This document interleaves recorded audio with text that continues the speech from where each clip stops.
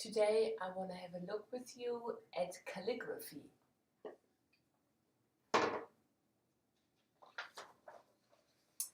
This is the current alphabet.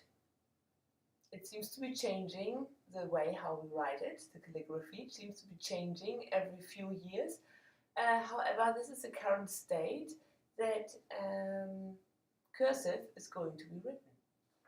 Cursive is great because it means that you're writing without interrupting one word. So cursive is a good thing, and you will want to have the cursive movable alphabet as well as offer cursive handwriting to your children.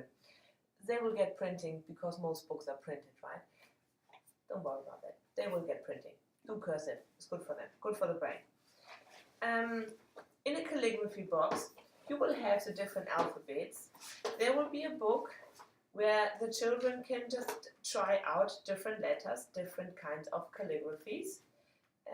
So let me just go to this side because it's still empty. In the calligraphy box, you will have some beautiful pens.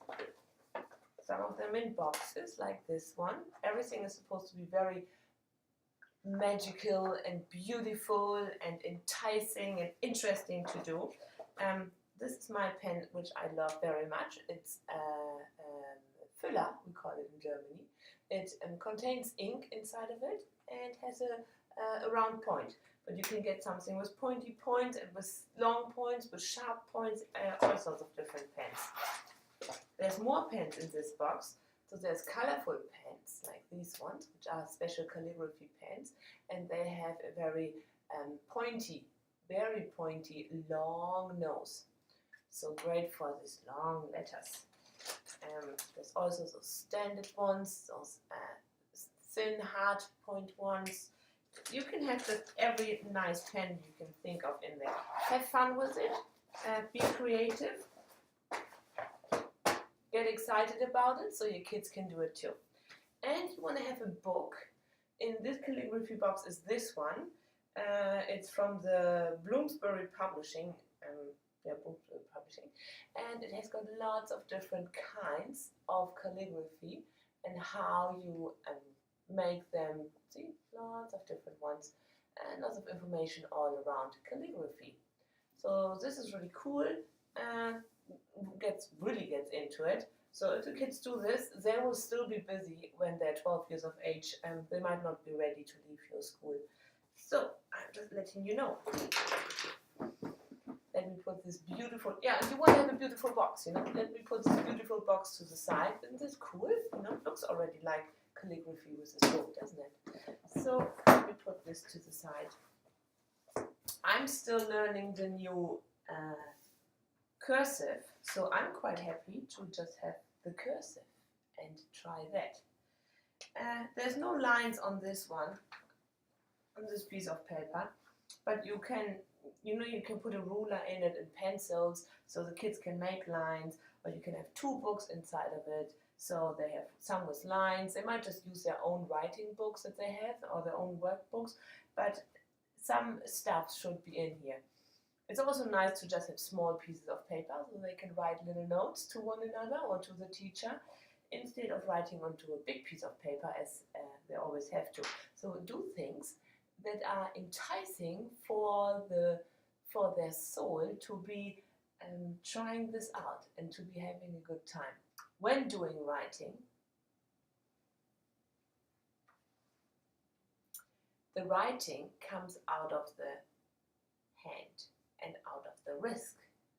Writing is not like this. You need a stable posture, your feet on the ground, paper straight in front of you, space to move. So maybe I put this a little bit higher. Can you still see it? Space to move. And a page like this is too long because you actually have to go across, right? So as children are starting to learn, I'm going to cut this in half. Yeah. Because half is easy to write across.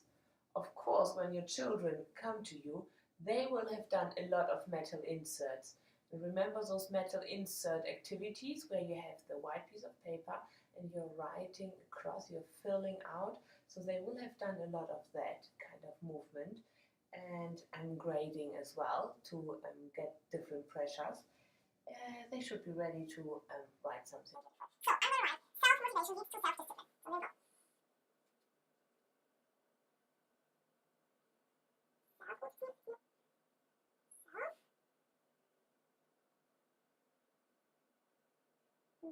So there we go.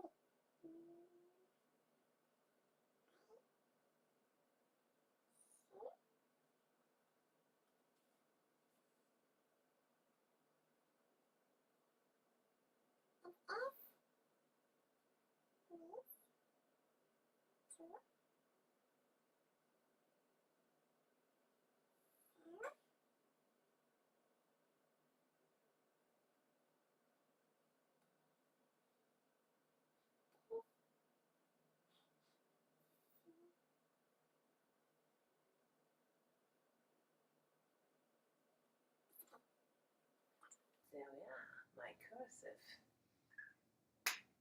See, I'm having fun with this already. This can just keep on going forever.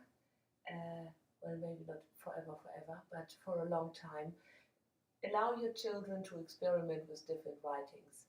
This is kind of artistic, but it's also part of language, because not being able to write as pretty as your peers can be a little bit disheartening.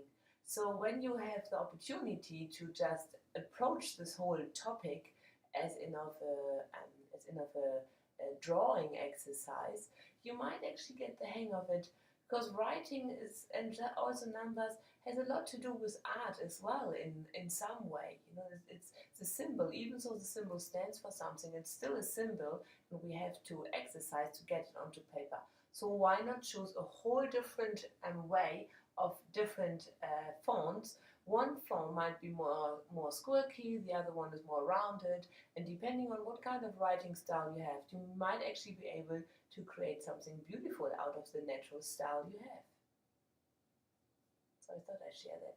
So please, I'll pack everything back into this beautiful box, and you can take it off the shelf anytime you like.